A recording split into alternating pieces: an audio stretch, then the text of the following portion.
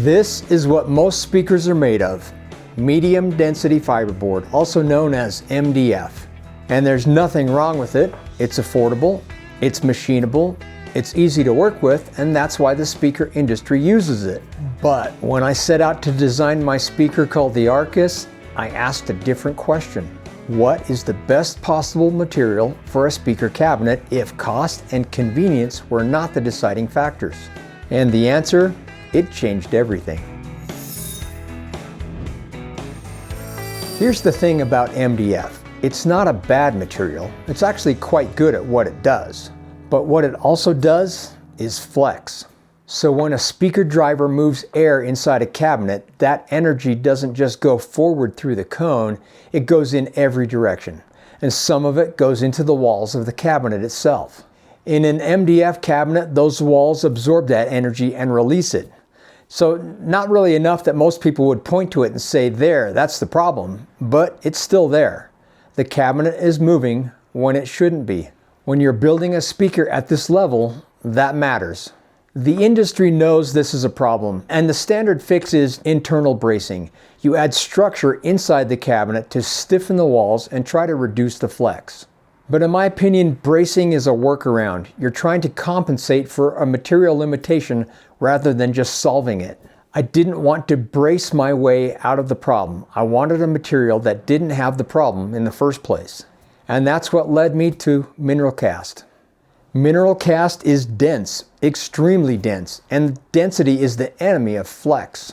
When a driver moves air inside a mineral cast cabinet, that energy hits the walls and has nowhere to go. The cabinet moves far less than wood, far less than MDF. So there's no bracing required and there's no workaround. But density alone isn't the whole story. Consistency matters too. Every Arcus cabinet comes out of the mold dimensionally identical, no warping over time, the same cabinet every time.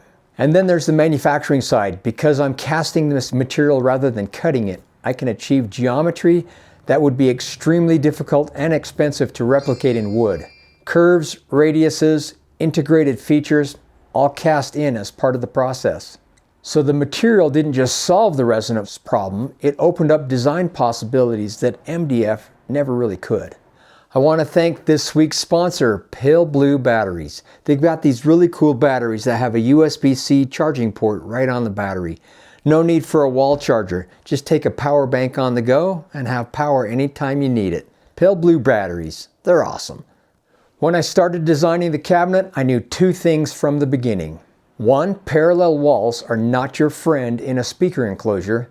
When sound waves reflect inside a cabinet with flat parallel walls, they create standing waves.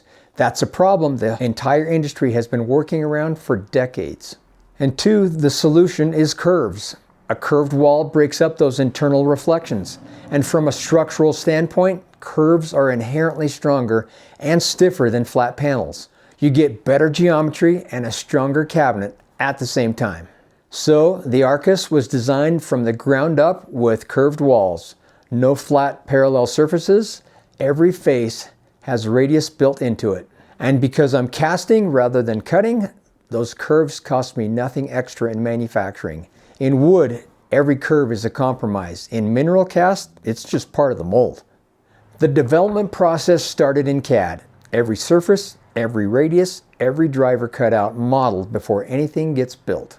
From CAD, I 3D print prototype molds. That's where I validate geometry, test the fit, and work out the casting process before committing to production tooling. The first version of the Arcus used a standard dome tweeter, and honestly, it sounded really good.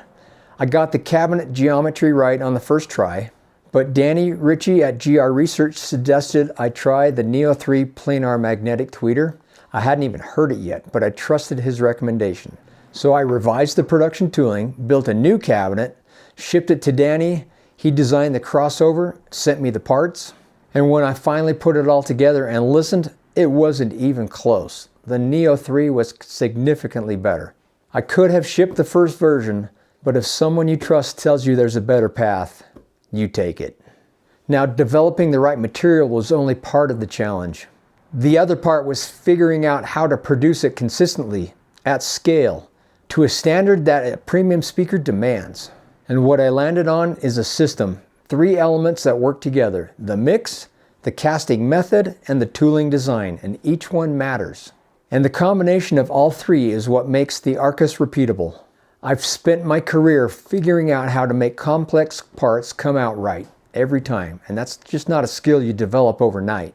I'm not going to walk through all the details, that's proprietary, but every Arcus cabinet that comes out of production looks and performs exactly like the one before it.